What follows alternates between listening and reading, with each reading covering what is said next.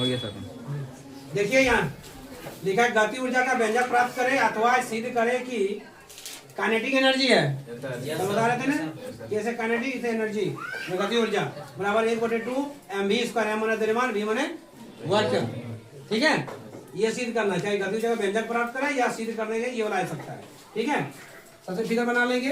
Figure बनाने ये मान लो कोई वस्तु है, क्या है कोई वस्तु है और ये क्या करते हैं गति करके यहाँ तक जा रहा है। जब उसका अंतिम वेग क्या हो जाता है शून्य। इसका दूरी कितना तय कर रहा है। और किसी वस्तु पर क्या लगाया जाता है बल। किसी वस्तु पर क्या लगाया जाता है बल। क्या लगाया जाता है बल को क्या बोला जाता है एफ। याद रखिएगा वस्तु जो होता है दो अवस्था में होता है। जब स्टार्ट में रहेगा तो प्रारंभिक वेग हो गया जैसे यू बोला जाता है, और जब वो गति का जहाँ जहाँ रुकता है वो अंतिम वेग चला जिसको भी बोलते हैं। बात समझ में आ रही है। ये कोई वस्तु अभी जैसे हम लोग खड़े हैं यहाँ, तो अभी मेरा प्रारंभिक वेग क्या है शून्य है, यानी इसको किससे सूचित करेंगे यू से। किससे सूचित करेंगे यू से। फिर हम चल के कुछ दूरी तय करेंगे और रुक गए, वो हो गया मेरा अंतिम वेग।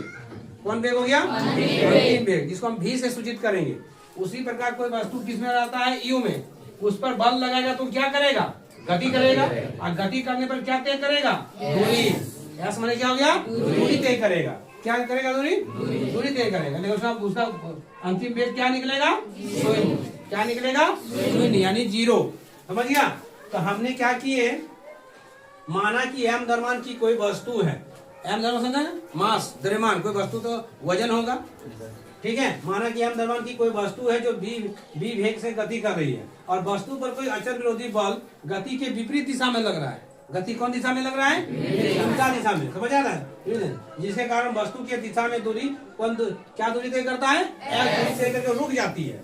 ठीक है, जिससे उसका चूंकि अंतिम वेग क्या निकलता है शून्य। यानी कोई एम द्रव्यमान की कोई वस्तु है, किस द्रव्यमान की वस्तु है बाबू एम द्रव्यमान की कोई वस्तु है, और उसमें जो अचल विरोधी बल लगाता है कौन दिशा में लगाता है विपरीत दिशा में लगाता है।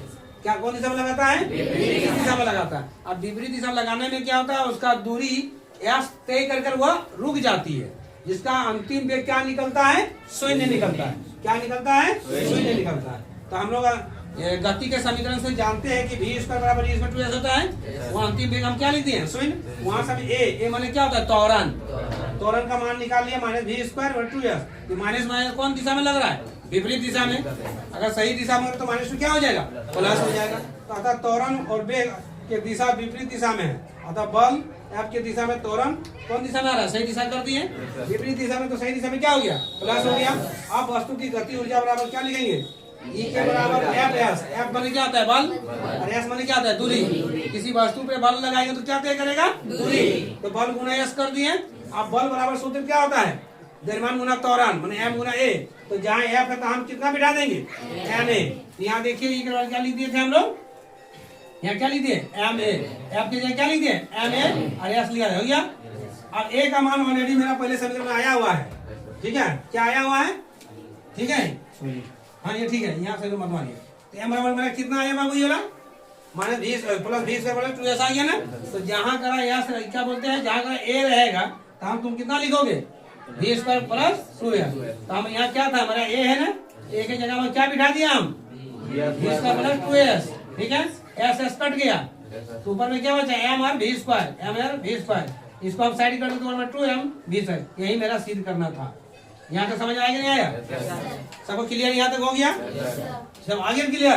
ठीक है, इसको डाउन कर